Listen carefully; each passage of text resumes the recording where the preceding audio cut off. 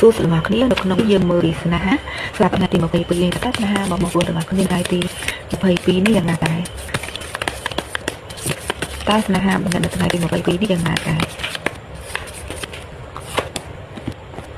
សម្រាប់ក្នុងនេះស្នេហាបងប្អូនទាំងអស់គ្នានៅថ្ងៃទី22នេះផងដែរមើលឃើញថាបងប្អូនទាំងអស់គ្នាមានភាពល្អច្រើនបើទុកអ្នកទាំងអស់គ្នាធ្លាប់ជួបនៅបញ្ហាស្នេហានៅពេលកន្លងមកនៅក្នុងពេលវេលានេះជាពេលវេលាមួយដែលអ្នកទាំងអស់គ្នាអាចនឹងទទួលបានដំណឹងល្អៗចូលមកក្នុងជីវិតអ្នកទាំងអស់គ្នាពាក់ព័ន្ធជាមួយនឹងការភ្ជាប់ពាក្យឬក៏មានការរៀបការកើតឡើងសម្រាប់បងប្អូនទាំងអស់គ្នាដូច្នេះហើយនៅក្នុងនេះមើលឃើញថាអានថាតំណែងបងប្អូនទាំងអស់គ្នានឹង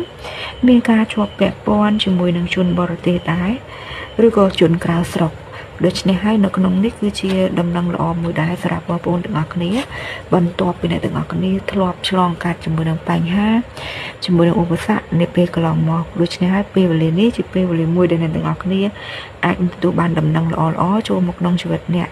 អាចនឹងមានការភ្ជាប់ពាក្យឬក៏មានការក្រៀបការកើតឡើងសម្រាប់បងប្អូនទាំងអស់គ្នាផងដែរ